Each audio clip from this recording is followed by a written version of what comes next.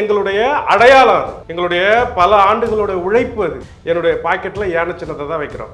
எங்கள் தலைவர் இருந்தாருன்னா அது யானை சின்னம் தான் இருக்கும். என்னுடைய காரில் போய் பார்த்தீங்கன்னா காரில் யானை சின்னம் தான் இருக்கும். எங்கள் கொடி எங்கே பறந்தாலும் அதில் தலைவர்கள் இருக்காங்க இல்லையா, யானை தான் இருக்கும். அந்த அடையாளத்தை நீங்கள் ஏன் உபயோகப்படுத்துறீங்க அப்படின்னு நம்ம ஒரு கேள்வி வைக்கிறோம். இந்த மாதிரி யானை கொடியை தூக்கிட்டு போனால் எந்த கட்சிக்காரன்னு யாருக்கு தெரியும்? தமிழ்நாட்டில் நீங்கள் சொல்லுங்கள், இவனும் யானை கொடி தூக்கிட்டு வரான், நானும் யானை கொடி தூக்கிட்டு போகிறேன் அப்படின்றத வச்சுப்போம். அப்போ எந்த கட்சிக்காரன் வரான்றது எப்படி புரியும்? உங்களுக்கே இது பாதகமாக அமையவே. நீங்கள் தான் பெரிய வெளிச்சமாச்ச, பெரிய கோடிக்கணக்கான இளைஞர்களையும் கட்சிக்காரங்களையும் நீங்கள் வந்து சம்பாதிச்சு வச்சிருக்கிறேன்னு சொல்கிறீங்களே, உங்களுக்கே பாதகமாக அது அமையன்றது. விஜய் அவர்களை பார்த்து பயப்படுறீங்களா? விஜய்க்கும் எங்களுக்கும் தமிழக வாழ்வுரிமை கட்சியினுடைய தலைவர் டிவிகேன்னு பயன்படுத்துறாங்க. சின்ன கட்சி டிவிகேன்னு பயன்படுத்துறீங்க, நீங்களும் பயன்படுத்துறீங்களா அப்படின்னு அவங்க ஒரு கோரிக்கை வச்சாங்க. அந்த கோரிக்கையில் அவங்க சமரசமானாங்களா, இவங்களை விட்டு கொடுத்தாங்களா, அது எங்களுக்கு தெரியாது. ரெண்டுமே தொடக்க காலத்தில் இருக்கக்கூடிய இயக்கமானு கூட நம்ம கருதலாம். ஆனால் இது அப்படிப்பட்டது விஷயம் இல்லைல்ல. இது வந்து ஒரு தேர்தல் ஆணையத்தோட பின்னி பிணைஞ்ச ஒரு இஷ்யூ. சீமான் அவர்கள் பேசும்போது என்ன சொல்றாரு, ஒரு தனிப்பட்ட நபருக்கோ இல்லை தனி மாநிலம் சார்ந்த ஒரு கட்சிக்கோ வந்து யானையை வந்து கொண்டாட முடியாது, யானை சின்னம் அப்படிங்கிறது ஒரு பொதுவான விஷயம் அப்படி தானே சொல்றாரு. சீமான் என்பவர் அரை வேக்காட்டுத்தனமாக அரசியல் பேசக்கூடிய ஒரு நபர். முழுசா வந்து அரசியல் அனுபவம் வாய்ந்த ஒரு நபர்லாம் கிடையாது. சொல் பேச்சை கேட்டு வந்து மேடையில் பேசின ஒரு நபர். தமிழ் தேசிய ஆற்றலாகவும் தமிழ் தேசிய அடையாளத்தை கொண்டும் மேதகு தலைவர் பிரபாகரன் அவனுடைய சித்தாந்தத்தை உள்வாங்கி கட்சி நடத்துற நீங்க புலி சின்னத்தை போயிட்டு வாங்க முடியுமா?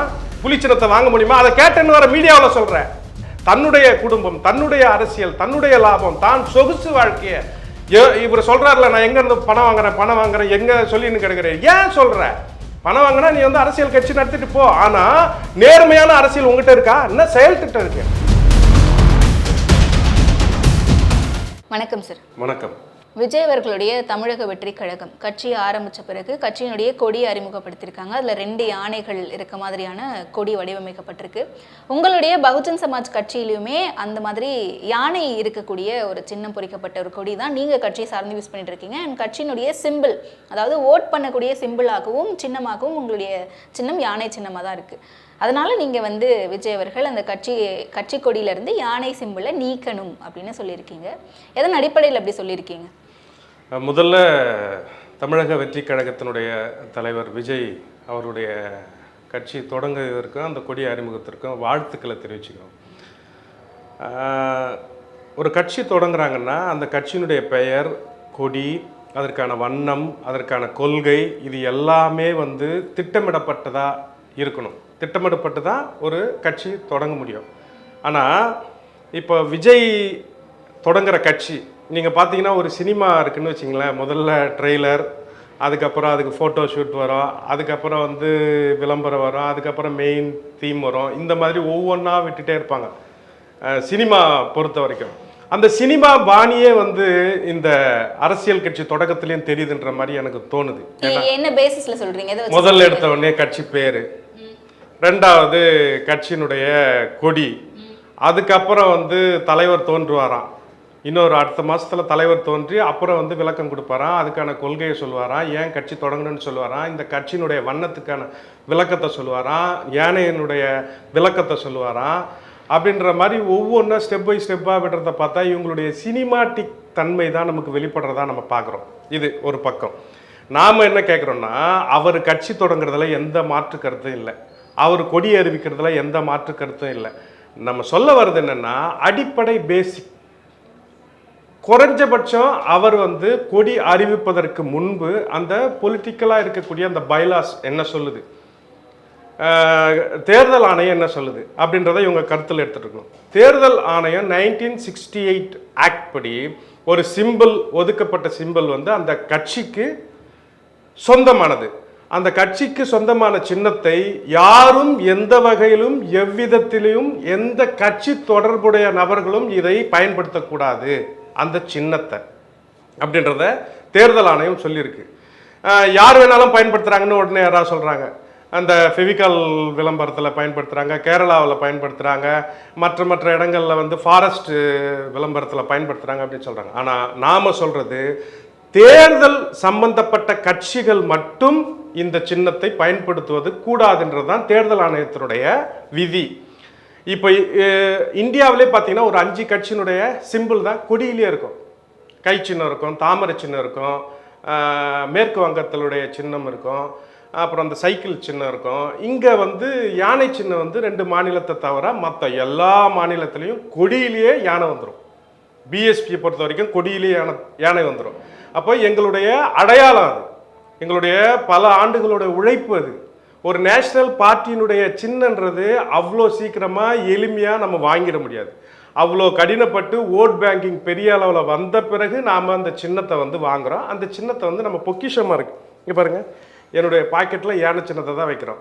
எங்கள் தலைவர் இருந்தார்னா அது யானை சின்னம் தான் இருக்கும். என்னுடைய காரில் போய் பார்த்தீங்கன்னா காரில் யானை சின்னம் தான் இருக்கும். எங்கள் கொடி எங்கே பறந்தாலும் அதில் தலைவர்கள் இருக்காங்க இல்லையா, யானை தான் இருக்கும். இது எங்களுடைய அடையாளம். அந்த அடையாளத்தை நீங்கள் ஏன் உபயோகப்படுத்துறீங்க அப்படின்னு நம்ம ஒரு கேள்வி வைக்கிறோம். அந்த கேள்வியை கூட எங்களுடைய கட்சியினுடைய தலைவர் நேர்மையாக அணுகிறாரு. எதிர்த்து நான் வழக்கு போடும் அது போடுன்னு சொல்லவே இல்லை. இது மாதிரி விஜயினுடைய கட்சியினுடைய கொடியில் இந்த மாதிரி சிம்பிள் இருக்குது, இந்த சிம்பிள் தவறாக பயன்படுத்தப்பட்டிருக்கலாம், கொண்டு வரப்பட்டிருக்கலாம். அதனால் தயவு கூர்ந்து நீங்கள் மறு ஆய்வு செய்யணும்னு நம்ம தலைவர் சொல்கிறாங்க. இதுக்கு அவங்க எதிர்வினை ஆற்றல, அதுலேருந்து 2வது பட்சம் அவங்க சரியான அணுகுமுறை அணுகலை அப்படின்னு சொன்னால் நாம் தேர்தல் ஆணையத்தை அணுகி நாம் வந்து ஒரு பெட்டிஷன் ரைஸ் பண்ணுவோம். இப்போது ஒரு கட்சி கொடியை வந்து அறிவிக்கிறாங்க, அந்த கட்சியினுடைய பெயரை அறிவிக்கிறாங்க. அந்த கட்சியினுடைய பெயரில் வந்து ஈக்கு சேர்க்கலன்ற ஒரு விமர்சனம். இந்த மாதிரி விமர்சனத்தை வர்றதுக்கு காரணம் யார்? இப்போ சினிமா துறையில் விஜய் அதை பண்ணுறாரு இதை பண்ணுறாரு, இவங்களுக்கு ஆதரவாக நிற்கிறாரு எதிராக நிற்கிறாருன்னு எதிர்க்கிறது வேற. அது ஒரு பல விமர்சனங்களை வந்து எதிர்கொண்டு ஏறி நின்னாருன்றதுனா அது திரைத்துறை. டைம் டு லீடு அப்படின்னு போட்டதுனால தலைவா படத்துக்கு ஜெயலலிதா அவர்களிடம் எவ்வளோ எதிர்ப்புகளை சந்திச்சாருன்றது அது ஒரு கூறு. அது திரைத்துறையில் சந்திக்கிறது வேற, இது அரசியல். இந்த அரசியலில் எவன் வேணாலும் கேள்வி கேட்பான்.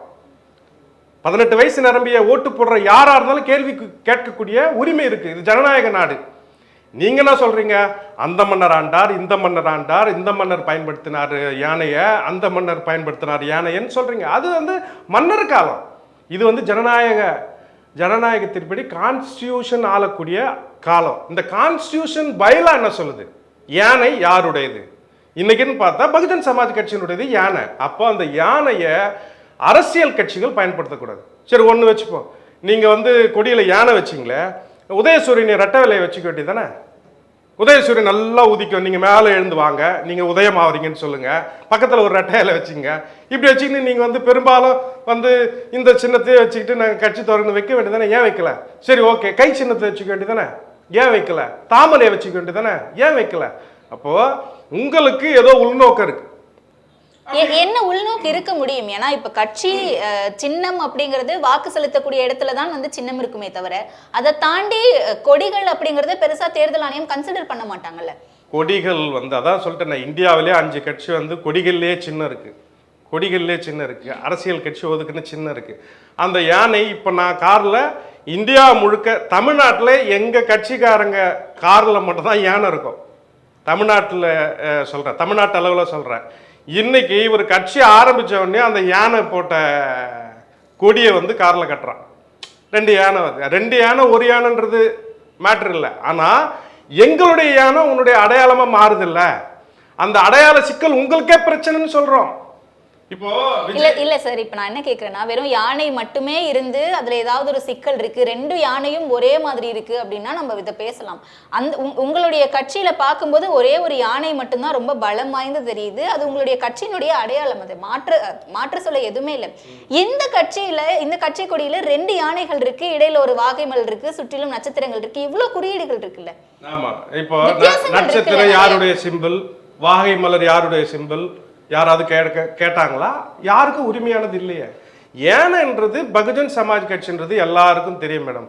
அதனால யானை வந்து எங்களுடைய உரிமை, எங்களுடைய எங்களுக்கான உழைப்பு. அதுதான் அதை வந்து நாங்கள் ஓன் பண்ணுறோம், அதை எங்களுதுன்னு சொல்கிறோம், நீங்கள் தவறாக போட்டிருக்கீங்கன்னு சொல்கிறோம். எப்படி கட்சி பேரில் எழுத்துப்பிழை இருந்ததோ அதை நீங்கள் மாற்றிக்கிட்டீங்களோ, இந்த மாதிரி யானை சின்ன பகுஜன் சமாஜ் கட்சியினுடைய சின்னமாக இருக்கிறது, அதனால வந்து அதை நாங்கள் மாற்றுன்னு நம்ம கோரிக்கை வைக்கிறோம், நீங்கள் மாற்றிட்டு போங்க. புரியுதா மேடம்? நீங்கள் சொல்கிறீங்கல்ல, நான் யானை கொடியை தூக்கிட்டு போவேன் ஒரு ஊரில், எலெக்ஷன் நேரத்தில் நான் யானை கொடியை தான் தூக்கிட்டு போவேன். நீங்கள் எந்த கொடியை தூக்கிட்டு போவீங்க? கட்சி கொடியை தூக்கிட்டு போவீங்க. உங்களுக்கு என்ன சின்னம்? உங்களுக்கு சின்னமே ஒதுக்கல, சின்னமே ஒதுக்க முடியாது. நீங்க இப்பதான் பிறந்து வர குழந்தை, உங்களுக்கு சின்னமே இல்லாத நீங்க ரெஜிஸ்டர் பார்ட்டி. விஜய் கட்சி வந்து register party, not recognise party. அங்கீகரிக்கப்பட்ட அரசியல் கட்சி இல்ல, பதிவு செய்யப்பட்ட இயக்கம், பதிவு செய்யப்பட்ட கட்சி. இந்த பதிவு செய்யப்பட்ட கட்சிக்கு ஏதோ ஒரு சின்னம் அரசியல் தேர்தல் ஆணையம் வந்து ஒதுக்கி வச்சிருக்கல, அந்த இடத்துல இருந்து எடுக்கப்பட்டு ஒரு சின்னத்தை இவங்க கேட்பாங்களே தவிர, இந்த மாதிரி யானை கொடியை தூக்கிட்டு போனா எந்த கட்சிக்காரன்னு யாருக்கு தெரியும் தமிழ்நாட்டில்? நீங்க சொல்லுங்க. இவனும் யானை கொடி தூக்கிட்டு வரான், நானும் யானை கொடி தூக்கிட்டு போறேன் அப்படின்றத வச்சுப்போம். அப்ப எந்த கட்சிக்காரன் வரான்றது எப்படி புரியும்? உங்களுக்கே இது பாதகமா அமையவே. நீங்க தான் பெரிய வெளிச்சமாச்ச, பெரிய கோடிக்கணக்கான இளைஞர்களையும் கட்சிக்காரங்களையும் நீங்க வந்து சம்பாதிச்சு வச்சிருக்கிறேன்னு சொல்றீங்களே, உங்களுக்கே பாதகமா அது அமையன்றது தான் எங்களுடைய கருத்து.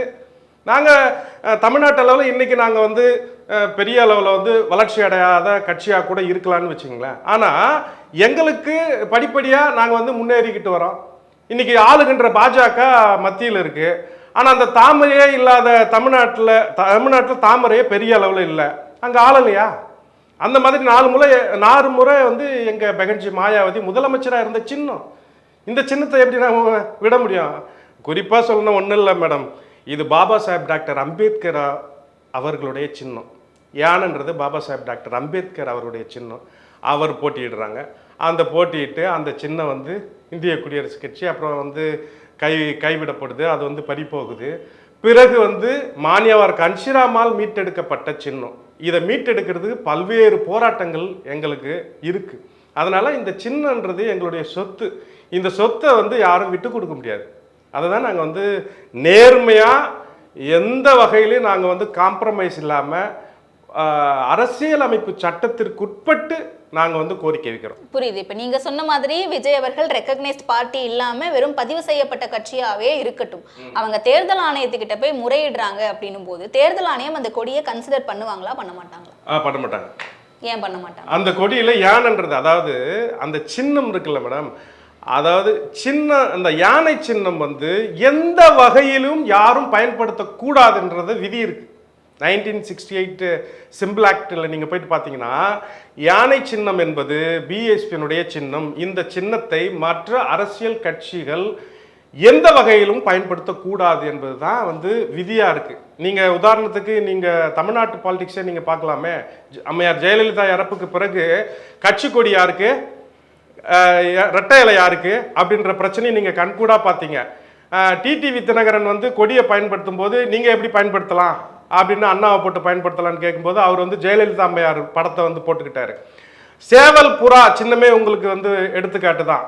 ரெட்டை இலை பறி போகும்போது அவங்க சின்னத்தை வந்து இது பண்ணுது. அப்போ சின்னன்றது ஒரு மிகப்பெரிய வரலாற்று பூர்வமானது. நிச்சயமா. ஏன்னா இப்போ நீங்க சொன்ன மாதிரி டிடிவி அவர்கள் ஜெயலலிதா அவர்களுடைய முகம் வரைந்து ஒரு பிளாக தான் அவருடைய கட்சி கொடியா யூஸ் பண்ணிட்டு இருக்காரு. ஆனா அந்த வழக்கு இன்னுமே நிலுவையில தானே இருக்கு, அதுக்கு இன்னும் எந்த ஒரு தீர்வும் வரல.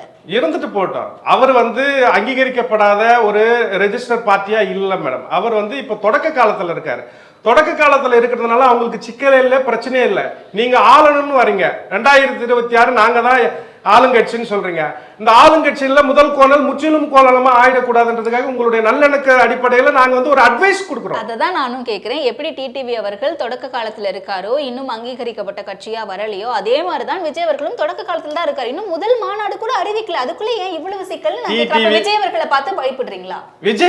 விஜய்க்கும் எங்களுக்கும் எந்த முரண்பாடும் இல்லை. அவருக்கும் எங்களுக்குமான போட்டின்ற எங்க பேசக்கூடிய ஒரு விவாதமே இல்லை. அதனால வந்து டிடிவி கேட்டீங்கல்ல, டிடிவி கட்சிக்காரன் வந்து எத்தனை கொடி அடிக்கிறான்னு கிரவுண்டில் போய் பாருங்க. ஒரு முறை அண்ணா கொடியை வச்சு அவன் வந்து வீட்டில் வைக்கிறான் பாவம். ரெண்டாவது ஜெயலலிதா கொடி, அந்த நிரந்தர தன்மை இல்லாமல் போகுது இல்லை. ஆனால் டிடிவி தினகரனை தாண்டி விஜய்க்கு ஒரு ஃபோக்கஸ் இருக்கு, ஒரு கரிஸ்மெட்டிக் இருக்கு, ஒரு ரீச் இருக்கு. ஏன்னா நீங்க நடிகர், இந்த நடிகர் சொல்லக்கூடியது எல்லாமே விவாத பொருளா மாறுது. தமிழக வாழ்வுரிமை கட்சியினுடைய தலைவர் டிவிகேன்னு பயன்படுத்துகிறாங்க. சின்ன கட்சி டிவிகேன்னு பயன்படுத்துறீங்க, நீங்களும் பயன்படுத்துறீங்களா அப்படின்னு அவங்க ஒரு கோரிக்கை வச்சாங்க. அந்த கோரிக்கையில் அவங்க சமரசமானாங்களா, இவங்கள விட்டு கொடுத்தாங்களா, அது எங்களுக்கு தெரியாது. ரெண்டுமே தொடக்க காலத்தில் இருக்கக்கூடிய இயக்கமானு கூட நம்ம கருதலாம். ஆனால் இது அப்படிப்பட்டது விஷயம் இல்லைல்ல. இது வந்து ஒரு தேர்தல் ஆணையத்தோட பின்னி பிணைஞ்ச ஒரு இஷ்யூ. அதனால வந்து விஜயால எங்களுடைய கட்சிக்கு வெளிச்சம் தேவையில்லை. மான்யவர் கன்ஷிராம், பாபா சாஹேப் அம்பேத்கர், பெகன்ஜி மாயாவதி, இங்கே எங்கள் அண்ணன் இறந்த பிறகு உலக அளவில் பிஎஸ்பியை கொண்டு போய் சேர்த்துட்டார். எங்கள் அண்ணன் ஆம்ஸ்டாங் அண்ணன் இறந்த பிறகு இங்கே கட்சி பேரே தெரியாத ஒரு கட்சி தமிழ்நாடு முழுக்க போய் சேர்ந்துச்சு. பாசிட்டிவ் வைப்பில் போய் சேர்ந்துச்சு. இது எதிர் மனநிலை. விஜயை பற்றி பேசும்போது நாங்கள் எதிராக பேசுறதுனால நேர்மறையும் இருக்கலாம், எதிர்மறையும் இருக்கலாம். அதனால வந்து எங்கள் கட்சிக்கு அவப்பேர் ஏற்படக்கூட வாய்ப்பு இருக்கலாம் சில இளைஞர்கள் மத்தியில். ஆனால் எங்கள் அண்ணன் வந்து பகுஜன் சமாஜ் கட்சியை வந்து தமிழ்நாடு முழுக்க இப்போ தான் கொண்டு போய் சேர்த்துருக்கிறார். ரைட்டா? அதனால இவங்களால விஜயால எங்களுடைய கட்சிக்கு வெளிச்சத்தை ஏற்படுத்தக்கூடிய கெயினோ அல்லது மற்றவையோ நாங்கள் எதிர்பார்க்கல. அவர் இளைஞர், அவர் ஒரு நடிகர், அவர் வந்து நல்லா சமுதாயத்தில் இருக்கிறார் அப்படின்னு சொன்னால் மக்கள் பிரச்சனையை வந்து எடுக்கட்டும். பகுஜன் சமாஜ் கட்சிக்கும் விஜய்க்கு நீங்கள் ஒப்பிடவே கூடாது மேடம்.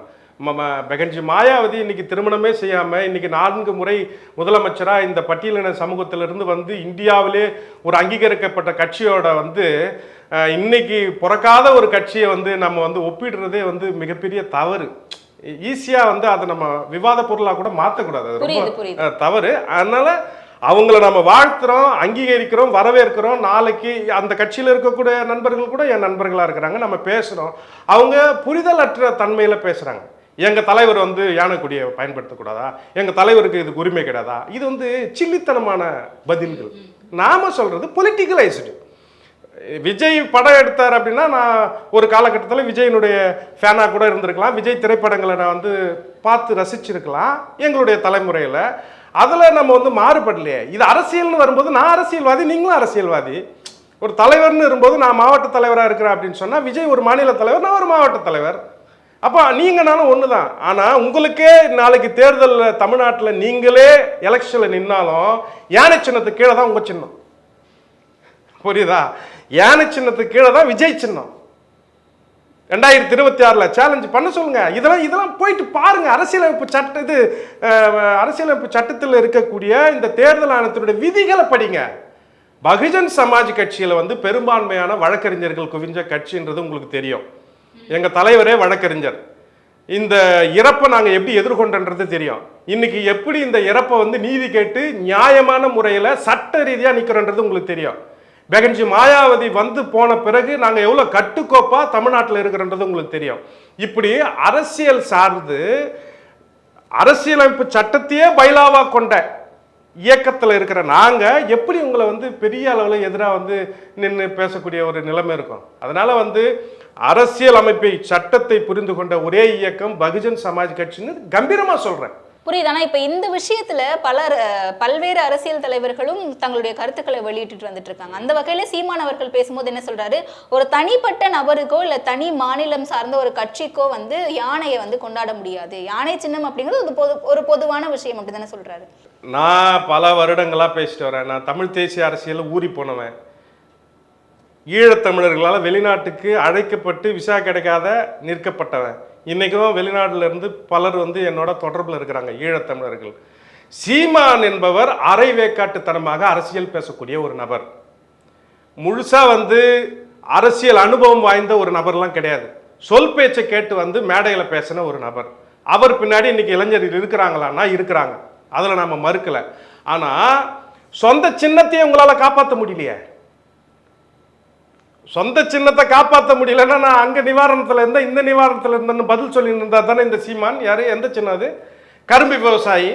கரும்பு விவசாயி சின்னத்தை உங்களால் காப்பாற்ற முடியலன்னா உங்களுக்கு என்ன காரணம்னா, உங்களுக்கு வந்து தேர்தல் ஆணைய விதிமுறைகள் உங்களுக்கு தெரியல, உங்களுக்கு அரசியல் விழிப்புணர்வு இல்லை.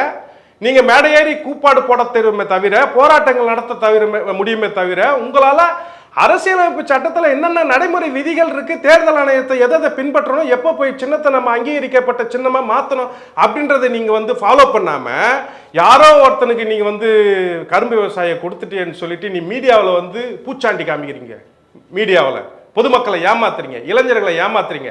அப்போ சொந்த சின்னத்தை உங்களால காப்பாற்ற முடியாத உங்களால இன்னைக்கு யானை சின்னத்தை பத்தி பேசக்கூடிய தகுதி கொஞ்சம் கூட இல்லை. எங்க அண்ணன் ஆம்ஸ்ட்ராங் அண்ணன் இருக்கும்போது வாயை திறந்தாரா? ஒரே ஒரு முறை வாயை திறந்தாரு, மேடை போட்டு பேசின உடனே. அதுக்கப்புறம் பகுஜன் சமாஜ் கட்சியை பத்தி பேசல. என்ன பேசினாரு? எங்கே இருக்கிற யானை சின்னம் இங்க வந்து எதுக்கு பறக்குது அப்படின்னு உடனே அடுத்து வாயை திறக்காதவர் சீமான் இன்னைக்கு வாயை திறக்கிறாரு. யானை சின்னத்தை பேசக்கூடிய தகுதி சீமானுக்கு இல்லை. இல்லை, யானை அப்படிங்கிறது எங்களுடைய முன்னோர் காலத்துல இருந்து நாங்க பார்த்துக்கிட்டு இருக்கோம். எங்களுடைய முன்னோர்கள் எல்லாருமே யானை மூலமா தான் யானை பலம் கொண்டு போர் புரிஞ்சாங்க. இப்படி சேரர் காலத்துல, சோழர் காலத்துல, பாண்டியர் காலத்துல இப்பெல்லாம் ஒரு வரலாறு சொல்றாருல, தமிழர்களுடைய அடையாளம்னு சொல்றாருல. போங்க, தமிழ் தேசிய ஆற்றலாகவும் தமிழ் தேசிய அடையாளத்தை கொண்டும் மேதகு தலைவர் பிரபாகரன் அவனுடைய சித்தாந்தத்தை உள்வாங்கி கட்சி நடத்துற நீங்க புலி சின்னத்தை போயிட்டு வாங்க முடியுமா? புலி சின்னத்தை வாங்க முடியுமா? அதை கேட்டேன்னு வர மீடியாவில் சொல்றேன். 68 ஆக்ட் படி அதுக்கு பிறகு வந்த 2000 சம்திங் அந்த காலகட்டத்தில் விலங்குகளை வந்து சின்னங்களாக அறிவிக்க கூடாதுன்னு சொல்லிட்டு தேர்தல் ஆணையம் சொல்லுது. பிறகு அறிவிக்கப்பட்ட சின்னங்கள் மட்டும் ஓகே, யானை சின்னம், தாமரை சின்னம், கை சின்னம், இந்த மாதிரியான சின்னங்கள் வந்து அது கொடுத்ததாவே இருக்கட்டும். இனி முதற்கொண்டு விலங்குகளை யாரும் வந்து சின்னங்களா வாங்க முடியாதுன்னு தேர்தல் ஆணையமே வந்து கட் பண்ணுது. அப்ப யானையை பத்தி நீங்க பேசுறீங்களே, புலியை போயிட்டு உன்னால வாங்க முடியுமா? முடியாது. அதாவது மீடியாவில் பேசிட்டு பேர் வாங்குறது, புகழ் வாங்குறது, பேசிட்டு அவரே சிரிக்கிறது, நாலு பேர் பின்னாடி வச்சுட்டு பேச்சு பெகன்னு சிரிச்சிட்டு போறது அரசியல் கிடையாது. இன்னைக்கு நீ வந்து உன் சின்னத்தை காப்பாற்ற முடியல, உன்னுடைய கட்சிக்காரன் கீழே இருக்கிறவனை காப்பாற்ற முடியல. அப்படி இல்லாம நீ மட்டும் சொகுசு வாழ்க்கையை வாழற சீமானவர்களே, கீழே இருக்கிற கிரவுண்ட் ரியாலிட்டியை பாருங்க. உங்களுடைய கட்சியில் இருக்கக்கூடிய இளைஞர்கள் எத்தனை பேர் வெளியில போயிருக்கான்? ஆரம்ப காலத்தில் இருந்தவன் யாராவது கட்சியில் இருக்கிறானா? தன்னுடைய குடும்பம், தன்னுடைய அரசியல், தன்னுடைய லாபம், தான் சொகுசு வாழ்க்கைய இவர் சொல்றாருல, நான் எங்க இருந்து பணம் வாங்குறேன் எங்க சொல்லின்னு கிடக்குறேன். ஏன் சொல்ற? பணம் வாங்கினா நீ வந்து அரசியல் கட்சி நடத்திட்டு போ. ஆனா நேர்மையான அரசியல் உங்ககிட்ட இருக்கா? என்ன செயல் திட்டம் இருக்கு? நான் ஆளணும், நான் ஆட்சிக்கு வரணும், அதுதான் உன்னுடைய செயல் திட்டம். என்ன கீழே என்ன நீ கிரவுண்ட் ஒர்க் என்ன நடக்குது? ஒண்ணுமே கிடையாது. அதனால வந்து அரசியல் அரைவேக்காட்டுத்தனம் கொண்டவர் சீமான். அவர் உடைய உலகர்களுக்கு எல்லாம் பெருசா நம்ம வந்து காது கொடுக்க தேவையில்ல. ஆனா அவர் பேசுனது வந்து வன்மையா கண்டிக்கக்கூடியது. அரசியல் அறிவற்ற தன்மையில் இருக்கக்கூடிய தலைவர்கள் தான் இப்படி பேசுவாங்க. ஆனா என்ன பேசினாலும் என் தம்பி செய்தது கரெக்ட் தான் அப்படின்ட்டு விஜய் அவர்களை தம்பின்னு சொல்றாரா? இப்ப விஜய் அவர்களுக்கு சப்போர்ட் பண்றாரா? எந்த விதத்துல அதை புரிஞ்சுக்கலாம் நம்ம? கூட்டணிக்கு இப்பவே இடம் பிடிக்கிறாரு, கூட்டணிக்கு இப்பவே சீட்டு பிடிக்கிறாரு, கூட ஒட்டிக்கிட்டு போயிடணும். திமுகவை எதிர்த்தீங்க, திராவிட அரசியலை எதிர்த்து நம்மளால வந்து இங்க வந்து நிக்க முடியல. நாம ஓரளவுக்கு பர்சன்டேஜ் வாங்கிட்டோம். இன்னைக்கு திராவிட அரசியலை கடந்து காங்கிரஸ் பிஜேபி கடந்து ஏதாவது ஒரு கூட்டணியை நாம வைக்கணும்னு முயற்சி பண்றாப்புல சீமான். அதுக்கு வந்து இப்பவே துண்டு போட்டு வச்சுக்கிறாப்புல விஜய் கட்சியில துண்டு போட்டு மற்ற கட்சிகளை வந்து ஒருங்கிணைக்கிற வேலையை சீமான் செய்யறாருன்ற ஒரு யோசனை கூட எங்களுக்கு இருக்கு. அதனால நீ விசுவாசம் காமிக்கணும்னு சொல்லிட்டு எங்களை வந்து அவமரியாதையா நீ பேசணும்னா நாங்க எங்க விட்டுட்டு போக முடியும்? எப்படி விட்டு கொடுக்க முடியும்? அவங்க என்னதான் இருந்தாலும் ஒரு அங்கீகரிக்கப்பட்ட கட்சி ஆயிட்டாங்கல்ல தமிழ்நாட்டுல. வாழ்த்துக்கள் சீமான் அவர்களுக்கு, வாழ்த்துக்கள். ஆனா சீமான் விட்ட இடத்துல இருந்தா இங்க வந்து பிடிக்கிறாப்ல. நீ ஒன்று விட்டுட்ட, இங்கே வந்து பிடிக்கிற, அதுக்கு வாழ்த்துக்கள் நம்ம சொல்கிறோம். அவரை வந்து நம்ம வந்து அவதூறு பரப்பல. ஆனால் அரசியல் ரீதியாக விமர்சனம் பண்ண வேண்டியது என்னுடைய வேலை, என்னுடைய கடமை. அதனால நீங்கள் வந்து எங்கள் கட்சின்றது வந்து பாரம்பரியமான கட்சி. அந்த கட்சி வந்து இந்தியா முழுக்க இருக்குது. அந்த கட்சியை வந்து நீங்க போற போக்கில் வந்து யானை நீங்க மட்டும் தான் சொந்த கொண்டாட முடியுமா? அப்படின்னா அது அறவே கட்டுத்தனமா இல்ல? அப்படி பார்த்தா நாம் தமிழர் கட்சியும் பாரம்பரியமான கட்சி தானே, புதுசா ஆரம்பிக்கப்பட்ட கட்சி எல்லாம் கிடையாது. அது ஒரு காலகட்டம், அந்த தலைவர் வேற, அந்த சித்தாந்தம் வேற, அவங்க பின்பற்றின தன்மைகள் வேற, அவங்க ஜாதி எதிர்ப்பு வேற, தமிழ்நாட்டில் பண்ண அரசியல் வேற, இதெல்லாம் வேற மேடம். இங்க வந்து பேசினா நீ உட்சாதி அரசியல், ஜாதி அரசியல், இது எல்லாத்தையும் நம்ம பேசுவோம். உங்கள் கூட இருந்தவங்க யார், இப்போ கூட இருக்கிறவங்க யார், தமிழ் தேசிய ஆற்றலாக இருந்தவங்களாம் ஏன் வெளியேற்றினீங்க, இன்றைக்கி உங்கள் கூட சுற்றி இருக்கிற ஜால்ராக்கள்லாம் யார், எல்லாமே நம்ம பேச முடியாது. அது ஒரு தனி பெரிய விவாதம். அதனால் வந்து நாம் தமிழர் கட்சி பாரம்பரியம் இல்லை, உருவாக்குனது யார்? இடையில வந்து தலைவராகிட்டா அவர் வந்து பாரம்பரிய கட்சி ஆயிடுவாரா? இப்போ உதாரணத்துக்கு தீக்கான்றது தந்தை பெரியாரால் உருவாக்கப்பட்டது, இன்னைக்கு வந்து வீரமணி அவர்களால் வழிநடத்தப்படுகிறது. அது ஒரு கண்டினியூட்டி இருக்குது. நீங்கள் வந்து கூட போய் செயல்பட்டீங்களா? இருக்கிற கட்சி சும்மா இருக்குதுன்னு போயிட்டு வாங்கி அந்த கட்சியை நடத்துறீங்க. அதனால அவர் கண்டினியூட்டிலாம் கிடையாது. இன்னைக்கு இவர் நாம் தமிழர் கட்சியினுடைய ஒருங்கிணைப்பாளர். அந்த சித்தாந்தம்லாம் வேற, இவர் சித்தாந்தம் வேற. இப்ப திரும்பவும் சின்னத்துக்கு வருவோம். இந்த சின்னத்தை பொறுத்த வரைக்கும் எல்லாரும் சொல்ற ஒரு பொதுவான விஷயம் என்ன அப்படின்னா, நான் ஆரம்பத்திலே சொன்ன மாதிரி தான், சின்னம் அப்படிங்கிறது வேற. இப்ப இவர்களே போயிட்டு தேர்தல் ஆணையத்துக்கிட்ட முறையீடு செய்தாலும் தமிழக வெற்றி கழகம் அவங்களுக்கு என்ன சின்னம் ஒதுக்கப்படுதோ அந்த சின்னம் தான் இவங்க தேர்தலில் பயன்படுத்த முடியும். கொடி அப்படிங்கிறது வேற தானே? இல்லை மேடம், அதுதான் நான் மறுபடியும் சொல்றது அதுதான் மேடம். அதாவது தேர்தல் ஆணையத்தால் சொல்லப்பட்ட கருத்தை தான் நான் சொல்றேன். இது என்னுடைய கருத்து, சொந்த கருத்துலாம் கிடையாது. ஒரு கட்சிக்கு ஒதுக்கப்பட்ட சின்னத்தை யாரும் எந்த வகையிலும் எந்த அரசியல் கட்சியும் பயன்படுத்தக்கூடாதுன்றதான் பைலா மேடம். அதனால இவங்க தவறு பண்ணிட்டாங்க. இந்த தவறுல இருந்து மீண்டு வரணும்னு நம்ம சொல்றோம். அந்த பிழையை திருத்திக்கங்கன்னு சொல்றோம். மாநாடு நடத்த போறீங்க, அதுக்கு வாழ்த்துக்கள். அந்த மாநாட்டில் பெரிய அளவில் கொடிகள் கொண்டு வருவாங்க கட்சி தோழர்கள். அது உங்களுக்குள்ள கன்ஃபியூஸ் ஏற்படுத்தும். ஒருத்தன் பெரிய வெல்த்தியான பர்சனாக இருப்பான், அவன் ஒரு 1 லட்சம் கொடி அடித்து பயன்படுத்துறதுக்கு தயாராக நின்று இருப்பான். அவனுடைய 1 லட்சம் கொடிக்கான ஃபினான்ஸ் வேஸ்ட் தானே, வேஸ்ட் ஆஃப் மணி தானே. நாங்கள் ஏன் கான்ஃபிடென்ட்டாக சொல்கிறோம்? இல்லை, இப்போ புதுசாக இன்னொரு கொடி அறிமுகப்படுத்தணும்னு சொல்ல வரீங்களா? அப்படிதாங்க நடக்கும். இந்த கட்சி நிரந்தரமா, இந்த கட்சியினுடைய கொடி நிரந்தரமா இருக்காது. விஜய்க்கு இந்த கட்சி கொடி நிரந்தரம் அல்ல. அந்த கொடியில் இருக்கக்கூடிய யானையை நீக்கினால் மட்டும்தான் அவருடைய கட்சி கொடி எது என்பது தெரியும். இல்ல, அந்த நிகழ்விலே சொல்றாருல்ல, இந்த கட்சி கொடிக்கு பின்னாடி ஒரு வரலாறு இருக்கு, இதற்கு பின்னாடி பல உள்ள அர்த்தங்கள் இருக்கு, அதை நான் மாநாட்டில் விரைவில் சொல்றேன் அப்படின்ட்டு ஒருவேளை அந்த நிகழ்விலேயே அந்த விளக்கத்தை கொடுத்திருந்தாரு அப்படின்னா உங்களுக்கான இந்த ஒரு சந்தேகம், இந்த சின்னத்தை பயன்படுத்தக்கூடாது அப்படின்ற ஒரு கேள்வி எழுந்திருக்காதோ? அதெல்லாம் இல்லை மேடம். சின்னத்தை அவர் வச்சிட்டார்ல. அவர் மாநாட்டில் எந்த விளக்கத்தை கொடுத்தாலும் அவர் தேர்தல் ஆணையத்துக்கு கொடுக்க போகிற விளக்கம் நான் போய் சொல்லுவாரா? எங்கள் பாட்டம் பூட்டை வச்சிருந்த யானை, ராஜராஜ சோழன் வச்சிருந்த யானை, தயவு செஞ்சு எங்களுக்கு கொடுத்துருங்க அப்படின்னு போய் கெஞ்சுவாங்க. அறவே சீமானை பற்றி பேசாதீங்க. அதாவது நான் தான் சொல்லிட்டேன், சீமான் அரசியல் அறிவற்ற தன்மையில் பேசுகிறார் மேடம். நான் சொல்கிறது சீமான் 1968 போய் பாருங்கள். வேணும்னா வாட்ஸ்அப்பில் வேணால் நம்பர் கொடுங்க, அவருக்கு அனுப்பி விட்றேன். அதை படிச்சுட்டு வர சொல்லுங்கள். அதாவது எந்த வகையிலும் ஒரு வார்த்தை வருது, ஆங்கிலத்தில் வருது, அதை நீங்கள் போய் ட்ரான்ஸ்லேட் பண்ணி, எந்த வகையிலும் யானை சின்னத்தை யாரும் பயன்படுத்தக்கூடாதுன்றது இருக்குது மேடம். அப்போ எந்த வகையிலன்னா கட்சி கொடியும் பொருந்தல்ல, கட்சி கொடியும் பொருந்தல்ல. இப்போ ஃபெவிகால்னு சொல்கிறான். ஃபெவிகால்னா அவன் கட்சியா, அரசியல் கட்சியா? ஃபாரஸ்ட் போடுறாங்க, அது அரசியல் கட்சியா? கேரளாவில் பயன்படுத்துறாங்க, அரசியல் கட்சியா? இல்ல, அப்ப இங்க ஆர்கே நகரை சேர்ந்த ஒரு நபரும் விஜய் அவர்கள் மேல வழக்கு தொடர்ந்திருக்காரு. இந்த மாதிரி கட்சி கொடியில கேரள அரசினுடைய போக்குவரத்து சின்னமான யானையை பயன்படுத்தி இருக்காரு. அப்புறம் ஸ்பெயின் நாட்டு கொடி மாதிரியே இந்த கொடியும் இருக்கு அப்படின்ட்டு அந்த விஷயங்களுக்கெல்லாம் நீங்க முரண்படுறீங்களா? இல்ல அது ஓகே கரெக்ட் தான் சொல்றீங்களா?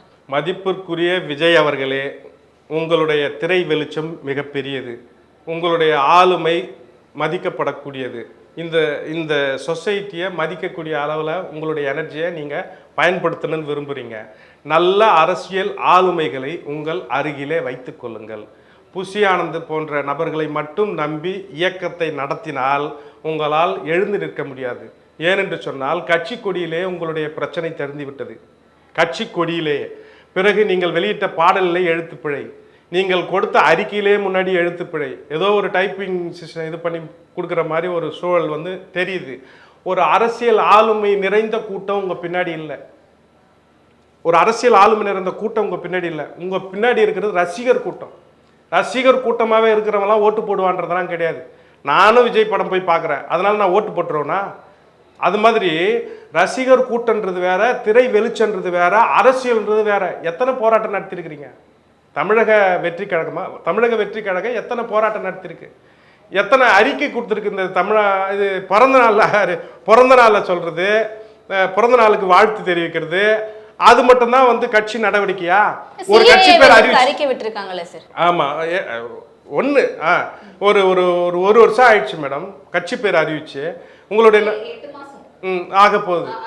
ஆக போகுதுன்னு வச்சுங்களேன். உங்களுடைய கட்சி நடவடிக்கைன்னா மாநாடு வரைக்கும் காத்திருக்கிறோம்னா, ரஜினிகாந்த் என் மைண்டில் போறாரு. ரஜினிகாந்த் எப்படின்னா, நான் வரேன்னு சொல்லிட்டே இருந்துட்டு எல்லாம் நரைமுடி ஆகி பாவம் அவன் வேற வழியை நோக்கி போயிட்டான். அப்போ ரஜினிகாந்துக்கு எப்படி இயக்குனர் ஸ்டார்ட் கேமரா ஆக்ஷன் அப்படின்னு சொல்லக்கூடிய அரசியலில் யாரோ ஒருத்தர் லாபி பண்ணாங்களோ அதுக்காக காத்து கிடந்தார ரஜினி. அவர் காலம் போயிடுச்சு, உடம்பு சரியில்லை, என்னை விட்டுருன்னு ஆள் ஒதுங்கிட்டார் ரஜினிகாந்த். இன்னைக்கு திராவிட இயக்கங்களை வந்து காலி செய்யவும் தமிழ்நாட்டில் மத்தியில் ஆளக்கூடிய இயக்கங்கள் வந்து பெரிய அளவில் லாபி பண்ண முடியலன்ற காரணத்தினாலும் இன்னொருத்தர் மேலே நம்ம சவாரி செய்யலாம் அப்படின்ற நோக்கத்திற்காக கூட விஜய் கட்டாயப்படுத்தி அரசியலுக்குள்ள கொண்டு வரப்பட்டிருக்கலாம். யார் அந்த இன்னொருத்தர்? பிஜேபி கூட இருக்கலாம். பாஜக போன்ற கட்சிகள் வந்து சில மாநிலங்களை போய் சில்ல ஆக்குதா, எல்லா கட்சியும் ஸ்பிளிட் பண்ணுதா, ஒரு தலைவர்களை உருவாக்குதா, அதுக்கு பின்னாடி பல அரசியல் இருக்கா? அப்படி வந்து திரை வெளிச்சல இருக்கக்கூடிய ரஜினிகாந்தை எப்படி பயன்படுத்தினாங்களோ அதற்கு விஜய் அவர்களை தான் பயன்படுத்தணும்ன்ற அவசியம் எதுவும் கிடையாது. அதிமுகன்ற ஒரு பிரதான திராவிட கட்சியே அவங்களோட கூட்டணியில் இருந்தாங்க, அவங்களையே பயன்படுத்தி இருக்கலாமே. அது இவங்களுக்கு தேவையானது ஒரு ஃபாஸ்ட் மூவிங் தேவைன்னு கருதுறாங்க. யாரு? அதிமுக. இது பாஜக. அது வந்து இந்த தமிழ்நாட்டினுடைய மண் சார்ந்த அரசியலே வேற மாதிரி இருக்கு. என்ன பண்ணாலும் ஏது பண்ணாலும் எவ்வளோ இவனுங்களுக்கு செஞ்சாலும் பாஜகன்றது எதிர் மனநிலையில் இருக்கக்கூடிய ஒரு மென்டாலிட்டி உருவாயிடுது. அதனால தான் உங்கள் வாழ்நாள் முழுவதும் தமிழ்நாட்டை உங்களால் ஆள முடியாதுன்னு சொல்லிட்டு ராகுல் காந்தி எங்கே சொன்னார்? பாராளுமன்றத்தில் பேசினார். தமிழ்நாட்டை உன்னால் ஆள முடியுமான்னு பாஜகவை பார்த்து கேட்டார். அப்போது இந்த தமிழ்நாட்டு மண்ணுடைய அரசியல் வந்து வேறு மனநிலை கொண்டதாக இருக்குது. அப்போது நேரடியாக ஆளுமை செலுத்த முடியாத இந்த பாஜக போன்ற கட்சிகள் திரை வெளிச்சம் கொண்ட சில நபர்களை பயன்படுத்த உடனே ஒரு பெரிய அளவில் ஆளுமையாக வரக்கூடிய நபர்களை தேர்வு செய்யுது. யார்? இந்த மாதிரி கட்சிகள் தேர்வு செய்யுது. அதில் வந்து விஜய் வந்து அரசியலுக்கு இரையாகிறாரோ எங்களுக்கு வந்து ஒரு யோசனை இருக்க தான் செய்யுது. அதனால அவர் இயக்குறாரு, போறாரு, வராரு, இவங்க செய்கிறாங்க அப்படின்னா. ஏன்னா அவர் கட்சி பதிவு பண்ண போகும்போதே அவரோட போன ஆட்கள்லாம் யார்? பாஜகவை சார்ந்தவங்க, மற்ற இயக்கத்தோடு சேர்ந்தவங்க அப்படின்னு விமர்சனங்கள் நீங்களே பார்த்துருப்பீங்க. அதனால வந்து இந்த இன்ஃப்ளூயன்ஸ் எல்லாமே மேலே இருந்து அவருக்கு சில அழுத்தங்கள் கூட ஏற்படலாம். ஏன்னா ஒன்றே ஒன்று கேட்குறேன் மேடம், இவ்வளோ கோடிகளை வந்து சம்பாதிக்கக்கூடிய ஒரு நபர், இவ்வளோ வெளிச்சத்தை கொண்ட நபர் வந்து ஈஸியாக விட்டுட்டுலாம் வரமாட்டாங்க. சில அழுத்தங்கள் இருக்கலாம். தொடர்ந்து பல ஆண்டுகளா சமூக குரலா இருந்துட்டு இருக்காரு, சமூக பிரச்சனைகளுக்கு குரல் கொடுத்துட்டு இருக்காரு, நேரில் போய் பார்க்குறாருன்ற ஒரு விஷயமும் இருக்குல்ல, அதையும் கவனிக்கணும்ல. எல்லாரும் தான் கொடுக்குறாங்க. சூர்யா கூட தான் பேசுகிறாப்புல. சூர்யா நீட்டுக்காக சூர்யா பேசாத அரசியலா? அதனால் வந்து திரையில் இருக்கக்கூடிய சொற்பமான எண்ணிக்கையில் இருக்கக்கூடிய நேர்மையான மனிதர்கள் அரசியலை அணுகிக்கிட்டு தான் இருக்காங்க, பேசிக்கிட்டு தான் இருக்கிறாங்க. ஆனால் நோக்கத்தோடு சிலர் வராங்கல்ல, நோக்கத்தோடு சிலர் வந்து பேசுகிறாங்கல்ல, அவங்க தான் இங்கே வந்து ஆபத்துன்னு சொல்கிறேன். எங்கள் தலைவர் உயிரோடு இருக்கும்போது விஜய் வந்து அரசியலுக்கு வர்றது ஆபத்துன்னு சொன்னார். அவரோட இன்டர்வியூ நீங்கள் பார்த்துருப்பீங்க. ஆபத்துன்னு சொன்னார். ஏன் அப்படின்னா இன்றைக்கி இருக்கக்கூடிய சமூக சூழலை வந்து புரிஞ்சிக்காமல் இருப்பார். இன்றைக்கி இருக்கக்கூடிய காய்கறி வேலையை தெரிஞ்சிக்காமல் இருக்கக்கூடியவங்க, இவங்களாம் திரையில் வந்து இருந்துக்கிட்டு தன்னுடைய வாழ்வியலை நடத்துகிறவங்க. கிரவுண்ட் ரியாலிட்டியை போய் பார்க்கணும், கிரவுண்டில் அரசியலை வந்து எதிர்கொள்ளணும். அதனால் பட்டியலினத்து இருக்கக்கூடிய இளைஞர்களை வந்து தன்மையப்படுத்தி குறிப்பாக அங்கே தான் போயிட்டு இவங்க போயிட்டு சேரிகளில் போயிட்டு தான் போயிட்டு கொடி நட்டு அவங்கள வந்து உள்வாங்கி தன்னுடைய கட்சியை வந்து இணைச்சிப்பாங்க அப்படின்னு தலைவர் உயிரோடு இருக்கும்போதே பேசினார். அதனால் விஜய் வந்து அரசியலுக்கு வர்றதெல்லாம் நான் விரும்பலை அப்படின்னு எங்கள் தலைவரே சொன்னார். அப்போது திரையில் இருக்கக்கூடியவங்க அரசியலுக்கு வரணுமான்னா வரலாம், வாங்க, வரவேற்கிறோம். ஆனால் உங்களுடைய நடைமுறை செயல்பாடு என்னவா இருக்குது? உங்களுடைய வெளிச்சத்தை பயன்படுத்தி நீங்கள் இந்த மக்களுக்கு சொல்ல வர கருத்து என்ன சொல்ல போகிறீங்க? புரியுதா? இப்போ பாலியல் பிரச்சனைகள் பெரிய அளவில் இன்றைக்கி கூட 2 பேர் இறந்தாங்கன்னு சொல்கிறாங்க. அப்போ அந்த பாலியல் சம்பந்தமான விஷயங்களாவது நீங்கள் வந்து வெளியில் பேசுங்க, உங்கள் வெளிச்சத்தை பயன்படுத்தி. அப்போ இந்த சின்ன சின்ன விஷயங்களாவது உங்களால் பேச முடியல, இதை கூட உங்களால் பேச முடியாத நான் மாநாட்டில் தான் வந்து பேசுவேன் அப்படின்னு சொன்னால் என்னங்க? யாரை ஏமாத்துறது? இல்லை, யார் ஏமாத்துறது? புரியுது. அப்போ நீங்க சொல்ற மாதிரி விஜய் அவர்களுக்கு பின்னால யாரோ இருந்து அவரை இயக்குறாங்க, நீங்க சொல்ற மாதிரி பாஜகவே இயக்குறாங்க அப்படின்னா, இந்த பக்கம் ரஞ்சித் அவர்களும் அதே சினிமா துறையை சார்ந்தவர் தான், அவரும் சினிமால தான் இருக்காரு அப்படின்னும் போது அவரையும் பாஜக தான் இயக்குறாங்க அப்படின்ற விமர்சனங்களும் வந்திருக்கு. அது சமீபத்தில் நடந்த அந்த ஆர்ப்பாட்டம்ல நினைவேந்தல் ஆம்ஸ்டாங் அவர்களுக்கு நடத்திய அந்த நினைவேந்தல் கூட்டத்தில் கூட ரஞ்சித் அவர்கள் சொல்றாரு, நாங்க இதெல்லாம் எதிர்த்து பேசினா எங்களை ஆர்எஸ்எஸ்ன்னு சொல்லுவீங்களா அப்படின்ட்டு. அப்போ அவருக்கும் அந்த நிலை தானே இருக்கு. இது ஒன்னா கம்பேர் பண்ணி பார்க்கலாமா? இதனை 2 வகை மேடம். 2 வகையில் வந்து எந்த நிலையில இருந்து ஒருத்தர் வரான்றது இருக்கு. ரஞ்சித் அவர்களுடைய அரசியல் வருகைன்றது வந்து ஒரு விளிம்பு நிலை மக்களுக்கான எழுச்சி. விளிம்பு நிலையிலிருந்து எழுந்து வரக்கூடிய ஒரு நபர், பெரும் பொருளாதாரம் இல்லாத ஒரு நபர், பெரிய வெளிச்சம் வந்து பெருசாக இல்லை. இப்போ இயக்குனர் வந்து வெளியே வராரு. ஆரம்ப நிலையிலிருந்து அவருடைய அரசியல் வாழ்க்கையை நீங்கள் வந்து பார்க்கணும். ரஞ்சித் அவர்களுடைய அரசியல் வாழ்க்கைன்றது தொடர்ந்து கள செயல்பாடாக இருந்துட்டு இருக்கு. குறிப்பாக நீங்கள் ரஜினிகாந்த் படம் அவங்களாம் எடுக்கிறதுக்கு முன்னாடியே ஃபைன் ஆர்ட்ஸ் ஸ்டூடெண்ட் இறந்தப்ப அவர் வந்து போராட்ட காலத்துக்கு நேராக வந்தவர், பங்கேற்று தன்னுடைய கருத்தை வந்து வெளிப்படுத்தினவர். நீட்டுக்கு எதிரான போராட்டத்தை வந்து பெரிய அளவில் ஆர்கனைஸ் பண்ணி அதை வந்து ஒரு கருத்தரங்கமாக நடத்தினவர். இப்படி வந்து பல போராட்டங்களை கிரவுண்டில் இருந்து எழுந்து வரக்கூடிய ஒரு தலைவருக்கும் வெறுமனே திரை வெளிச்சத்தில் இருந்து ஒரு பெரிய ஏசி அறைக்குள்ளே உட்காந்துக்கிட்டு ஒரு மூடு மந்திரமாக இருந்து திடீர்னு நான் தலைவராக போகிறேன்னு வரதுக்கு வித்தியாசம் இருக்குது. அது யாராக இருந்தாலும், ரஞ்சித் அவருன்னு நான் சொல்லலை, எந்த நபராக இருந்தாலும் இந்த ஷேடோவில் வராங்க அப்படின்னு சொன்னால் கட்டாயம் அது வந்து வெளிப்பட்டுரும். இந்த ஷேடோவுக்கு சம்மந்தப்பட்டு இவங்க வந்து இயங்குறாங்க அப்படின்னு சொன்னால் அது வந்து வெளிப்பட்டுரும். அதை யாராலையும் தடுக்க முடியாது. அப்போ அது வந்து மக்கள் வந்து 1 வருஷம் பார்ப்பாங்க, 2 வருஷம் பார்ப்பாங்க, அதுக்கப்புறம் வந்து இவங்க ஆள் தான் அப்படின்னு கன்ஃபார்ம் பண்ணுறாங்க. இப்போ ரஞ்சித் அவரை பொறுத்த வரைக்கும் திரையில் நீங்கள் பார்த்துருப்பீங்க, தங்கலான் பார்த்துருப்பீங்க. தங்கலானை வந்து எப்படி காமிச்சிருக்காரு? நீங்கள் சொல்கிற பாஜக அரசியலோட பின்னி பிணைஞ்சா இருக்கு? அப்படி இல்லையே. அந்த சித்தாந்தமே அந்த கருத்தியலோட முரண்பட்டு எதிராக நிற்கிறாப்புல. அப்போது எங்களுடைய வரலாறுன்றது வேற, நான் எங்கள் வரலாறை மீட்டெடுக்கிறதுக்கு நான் வந்து அரசியலுக்கு வரேன் அப்படின்றது வேற மேடம். அதனால வந்து பாஜக சித்தாந்தத்தை வந்து ரஞ்சித் அவர் வந்து திரைப்படத்தில் பேசினா நீங்கள் சொல்றதுக்கு நம்ம ஒத்துக்கலாம், உடன்படலாம். ஆமாம், நீங்கள் விஜய் அவர்களை வந்து யாரோ பாஜக ஏற்கிறாங்கன்னு சொன்னதுனால நான் இப்படி ஒரு கேள்வி கேட்டேன். ரஞ்சித் அவர்களுக்குமே அந்த விமர்சனம் இருந்துச்சு, ரெண்டுத்தையும் ஒப்பிட்டு பார்க்கலாமா? நடைமுறை இருக்கு. ரஞ்சித் அவருடைய அரசியல் நடைமுறை இருக்கு, விஜய் அவர்களுக்கு இன்னும் நடைமுறை தொடங்கலை. இப்போ நடைமுறை தொடங்கினா நான் கூட இன்னொரு இன்டர்வியூவில் கூட பின்வாங்கிடுவேன். சாரி மேடம், நான் தவறாக வந்து கணிச்சிட்டேன்னு நான் பின்வாங்கிக்குவேன், நான் வந்து மன்னிப்பு கேட்டுருவேன். ஆனால் நடைமுறை இருக்கும்போது நம்ம வந்து ஒரு விஷயத்தை ஈஸியாக வந்து நம்ம வந்து அதை கன்வே பண்ண முடியும், அதை வந்து நம்ம வந்து தெரிஞ்சிக்க முடியும். அதில் வந்து இவர் மூடு மந்திரமாக இருக்கிறார். எந்த சித்தாந்தம் இந்த கொள்கையில் ஒன்று இது சொல்லணும்ல. ஆனால் இவர் என்ன சொல்கிறார்? சுதந்திர சமத்துவம் சகோதரத்துவம்னு சொல்கிறாங்க, ஜாதி ஒழிப்பு சமத்துவம் தான் என்னுடைய அரசியல்னு இவர் சொல்கிறார். நீங்கள் என்ன சொல்கிறீங்க? பிறப்புக்கு எல்லாம்னு சொல்லிட்டு போயின்னு இருப்பீங்களா? அப்படி இல்லை அரசியல். இங்கே வந்து பலதரப்பட்ட ஜாதிகளை கொண்டது, பலதரப்பட்ட இளைஞர்கள், ஏற்ற தாழ்வு, பணக்கார ஏழை எல்லாரும் நிறைஞ்சு கிடக்கிறான் இந்த பூமியில். இப்போ யாருக்காக நீங்கள் நிற்க போகிறீங்க?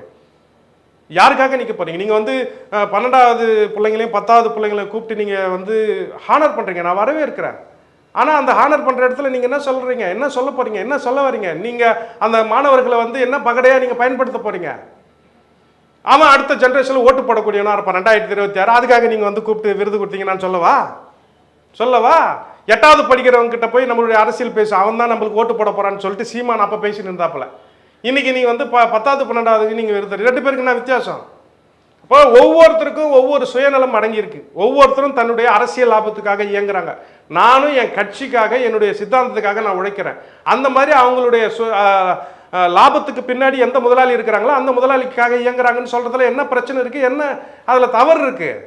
நடைமுறையில் நீங்க வந்து நான் நல்லவன்னு நீங்க வாழ்ந்து காமிங்க. அதனால வந்து நடைமுறை தான் மேம் யாரையுமே தீர்மானிக்கும். இவங்க 2 பேரையும் கம்பேர் பண்றது வந்து நடைமுறையில் நீங்களே ஒரு முடிவுக்கு வந்துடலாம். புரியுது சார். நம்ம தொடர்ந்து என்ன நடக்குது அப்படிங்கிறத பொறுத்து வந்து பார்ப்போம். நேரத்திற்கு நன்றி. தேங்க்யூ.